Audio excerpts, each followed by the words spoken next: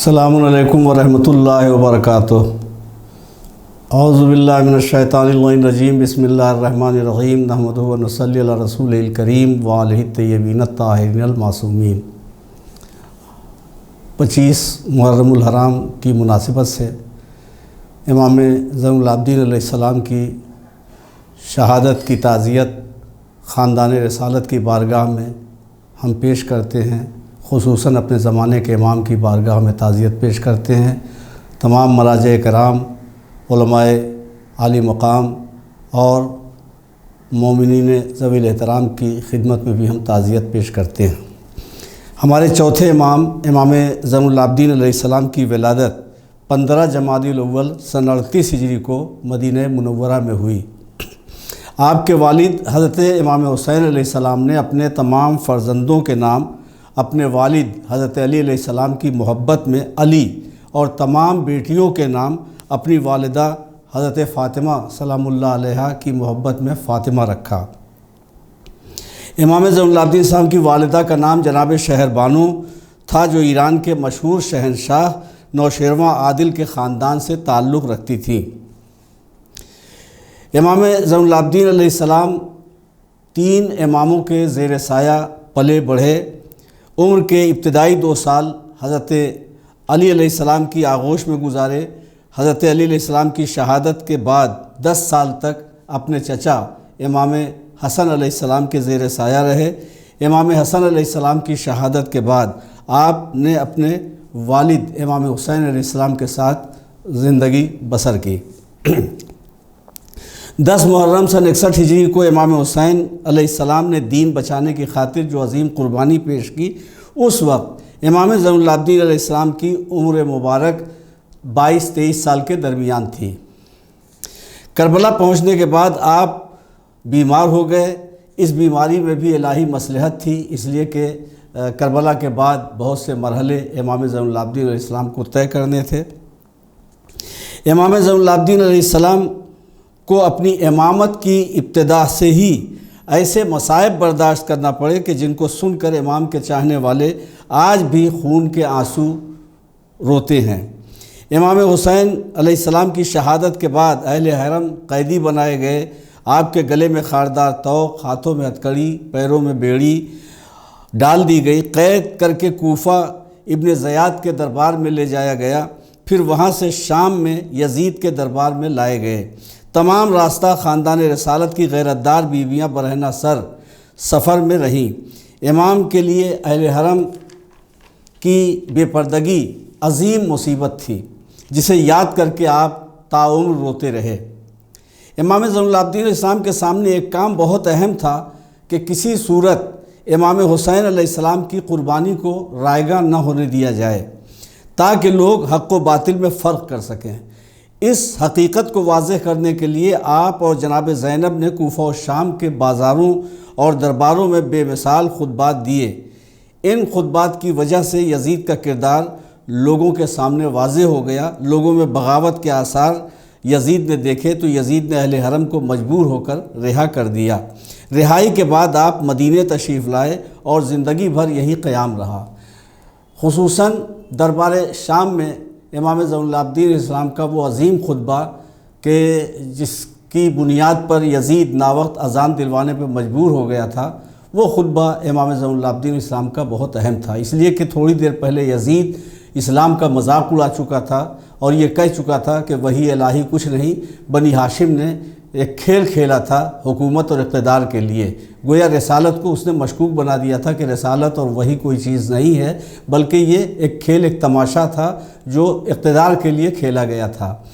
یہ اتنا بڑا الزام اسلام پہ تھا کہ ساری محنت آدم سے لے کے خاتم تک کی پوری محنت رائیگاں ہو گئی ہوتی اگر یزید اپنے اس ناپاک منصوبے کو لوگوں تک پہنچانے میں کامیاب ہو گیا ہوتا۔ ایسے میں امام علیہ السلام کی ذمہ داری تھی کہ وہ اس کا جواب مناسب انداز میں دیتے۔ چنانچہ اس کے لیے جب آپ نے خطبہ دیا تو یزید نے جب ناوقت اذان دلوائی تو ظاہر ہے کہ اذان میں جتنے کلمات ہیں وہ تو ادا کرنے ہی تھے، لہٰذا جیسے ہی اشہد ان محمد رسول اللہ کی منزل آئی تو امام زین العابدین علیہ السلام نے فرمایا کہ یہ بتا کہ یہ تیرے جد کا نام ہے یا میرے جد کا نام ہے جو اذان میں لیا جا رہا ہے۔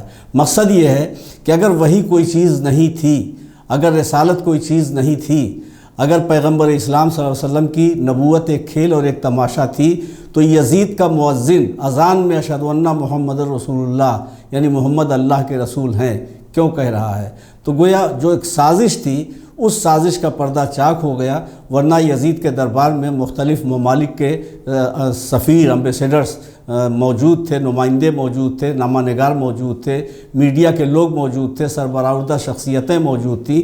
لوگ اپنے اپنے علاقوں میں جا کر کے کہتے کہ جو رسول کی مسند پہ بیٹھا ہوا ہے وہ خود ہی رسالت کا انکار کر رہا ہے، تو اس کا مطلب یہ ہے کہ اسلام ایک بے بنیاد مذہب ہے۔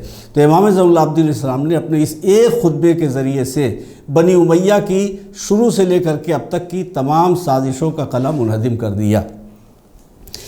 امام زین العابدین علیہ السلام جب رہا ہو کر مدینے آئے تو زندگی بھر یہ کوشش رہی آپ کی کہ خدا اور رسول کا پیغام لوگوں تک پہنچائیں تاکہ لوگ ہدایت پا سکیں۔ لیکن سانحہ کربلا کے بعد آپ کی زندگی ظالم حکمرانوں کے درمیان گزری، جس کے نتیجے میں تبلیغ دین کا کام مشکل تھا، مگر آپ نے دعاؤں کی شکل میں پیغام دین لوگوں تک پہنچایا۔ دیکھیے حالات اتنے نازک تھے کہ امام نہ تو تقریر کر سکتے تھے، نہ خطبہ دے سکتے تھے، نہ لوگوں کے درمیان کوئی اپنی تحریک پیش کر سکتے تھے۔ تو اب امام کے لیے بہت ہی مناسب راستہ یہی تھا کہ دعاؤں کے ذریعے سے تبلیغ کا کام انجام دیں۔ چنانچہ تاریخ گواہ ہے کہ جو کام تلوار کے ذریعے سے لیا جا سکتا تھا، جو کام تقریروں کے ذریعے لیا جا سکتا تھا، جو کام جہاد کے ذریعے کیا جا سکتا تھا، ہمارے چوتھے امام زین العابدین علیہ السلام نے حالات کی نزاکت کو محسوس کرتے ہوئے مصلی کو تبلیغ گاہ بنا دیا، اور نتیجہ یہ ہے کہ مصلی عبادت پہ اللہ کی عبادت اور دعاؤں اور مناجات کے ذریعے سے امام نے جو دین تھا اس دین کے حقائق کو واضح کیا، اشکار کیا، لوگوں کو بتایا کہ صحیح معرفت پروردگار کیا ہے، صحیح دین کیا ہے، صحیح اسلام کیا ہے، ایک بندگی کی شان کیا بندے کی بندگی کی شان کیا ہونی چاہیے، اور ایک بندے کی نگاہ میں خدا کی عظمت کیا ہونی چاہیے، اور خدا کی نگاہ میں خود بندے کی عظمت کیا ہوتی ہے۔ تو یہ ساری چیزیں وہ تھیں جو یزید نے گویا ان قدروں کو مٹا دینا چاہا تھا، لیکن امام زین العابدین علیہ السلام نے اپنی دعاؤں کے ذریعے سے، مناجات کے ذریعے سے اثر نو ذہنوں کو بیدار کیا، ضمیروں کو بیدار کیا، اور صحیح اسلام گویا دعاؤں کو وسیلہ بنا کر لوگوں تک پہنچایا۔ امام زین العابدین علیہ السلام کی دعائیں صحیفہ کاملہ نامی کتاب میں موجود ہیں، اور جسے انجیل اہل بیت اور زبور آل محمد کے نام سے بھی یاد کیا جاتا ہے۔ یہ دعاؤں کی بڑی اہم کتاب ہے۔ سب سے بڑی چیز یہ ہے کہ ہمیں امام نے یہ بتایا کہ خدا سے گفتگو کیسے کی جا سکتی ہے، خدا سے دعا کیسے مانگی جا سکتی ہے، ایک بندے کی ذمہ داری کیا ہے کہ وہ کس انداز سے اپنے خدا کی بارگاہ میں دعا طلب کرے، اپنی مرادوں کو طلب کرے، اور معرفت کس انداز سے حاصل کرنی چاہیے ایک انسان کو، ایک عبد کو، ایک بندے کو۔ یہ صحیفہ کاملہ وہ ہے کہ جس کی دعاؤں پہ ریسرچ ہو رہی، تحقیق ہو رہی ہے، یورپ کے ممالک میں ریسرچ ہو رہی ہے۔ بڑے افسوس کی بات ہے کہ ہم اپنے سرمایے سے غافل ہیں، لیکن غیر یعنی انگریز وغیرہ جو ہیں، یہودی اور نصارہ، یہود و نصارہ، یہ نہج البلاغہ پہ ریسرچ کر رہے ہیں، یہ صحیفہ کاملہ پہ ریسرچ کر رہے ہیں، یہ ہمارے ائمہ کے اقوال پہ ریسرچ کر رہے ہیں، تسبیح پہ ریسرچ ہو رہی ہے، سجدگاہ پہ ریسرچ ہو رہی ہے۔ تو ہم اپنے سرمایہ کی طرف سے غافل ہیں، لیکن دوسرے اس پہ باقاعدہ ریسرچ کر رہے ہیں، تحقیق کر رہے ہیں، اور حالات کی گہرائی تک پہنچنے کی کوشش کر رہے ہیں۔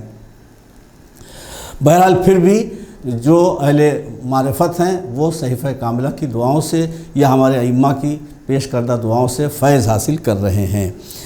خود امام زین العابدین علیہ السلام کی عبادت کا یہ عالم تھا کہ دن اور رات میں 1000 رکعت نماز پڑھتے تھے۔ امام زین العابدین علیہ السلام دن اور رات میں 1000 رکعت نماز پڑھتے تھے، اور کثرت سے خدا کو سجدے کرتے تھے۔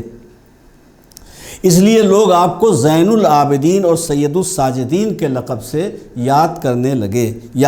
آپ کو سید الساجدین کے لقب سے یاد کیا جاتا ہے، زین العابدین کے لقب سے یاد کیا جاتا ہے، جن کے معنی عبادت کرنے والوں کی زینت اور سجدہ کرنے والوں کے سردار ہیں۔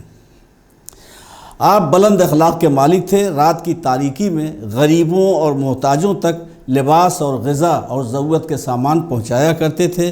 لوگ امام کی بارگاہ میں گستاخیاں کرتے تھے، جسارت کرتے تھے، خصوصاً صلح کے بعد ناروا اور نازیبا جملے آپ کے سامنے پیش کرتے تھے، لیکن امام حلم کا مظاہرہ کرتے تھے، صبر کا مظاہرہ کرتے تھے، ضبط غیظ و غضب کا مظاہرہ کرتے تھے۔ لوگوں کی غلطیوں کو ہمارے امام معاف کر دیا کرتے تھے۔ اگر کسی سے کوئی ایسی غلطی ہو گئی تو امام اسے معاف کر دیا کرتے تھے۔ آپ نے اپنے عمل سے بتایا کہ خدا اور خدا کے بندوں کے کیا حقوق ہیں۔ ایک رسالہ آپ کے نام سے منسوب ہے، رسالۃ الحقوق، اس میں تمام حقوق بیان کیے گئے ہیں کہ کس کے کن لوگوں کے اوپر کیا حق ہیں۔ خود ہماری ذات پہ کیا حق ہے، ہماری آنکھوں کا کیا حق ہے، ہماری زبان کا کیا حق ہے، ہمارے پاؤں کا کیا حق ہے، ہمارے پڑوسی کا کیا حق ہے، ہمارے والدین کا کیا حق ہے۔ تو حقوق لوگوں کے کیا ہوتے ہیں، اس کا عملی مظاہرہ بھی امام نے اپنے عمل کے ذریعے سے بھی امام نے بتایا کہ حقوق کی اہمیت کیا ہے اور لوگوں کے حقوق کیسے ادا کیے جاتے ہیں۔ اور اس کے علاوہ جو رسالہ حقوق ہے وہ پڑھنے کی چیز ہے، اسے پڑھنا چاہیے، مطالعہ کرنا چاہیے۔ اردو زبان میں بھی اس کی شرح آ گئی ہے، ترجمہ آ گیا ہے۔ آپ لوگوں کی ذمہ داری ہے کہ آپ اسے کسی صورت سے حاصل کریں اور دیکھیں کہ امام نے کس طریقے سے حقوق بیان کیے ہیں، اللہ کے حقوق، بندوں کے حقوق، خود انسان کا اپنی ذات پہ حقوق کیا ہے، یہ امام نے بیان فرمایا ہے۔ امام زین العابدین علیہ السلام اپنے آباء و اجداد کی طرح حلم، صبر اور اخلاق کی دنیا میں بھی اپنی مثال آپ تھے۔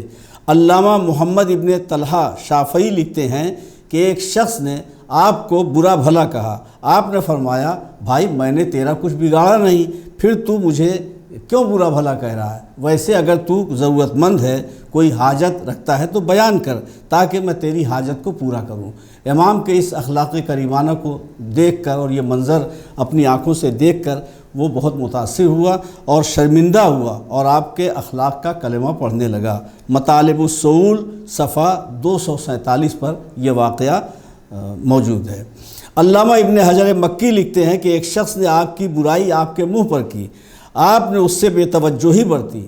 اس نے کہا، میں تم کو ہی کہہ رہا ہوں۔ وہ یہ سمجھا کہ شاید امام محسوس نہیں کر رہے ہیں کہ میں کس کو برا بھلا کہہ رہا ہوں، تو اس نے امام کو متوجہ کر کے کہا کہ میں تم ہی کو برا بھلا کہہ رہا ہوں۔ تو امام نے فرمایا، میں تم کو ہی نظر انداز کر رہا ہوں، کیونکہ حکم خدا ہے وَأَعْرِضْ عَنِ الْجَاهِلِينَ، جاہلوں سے منہ موڑ لو۔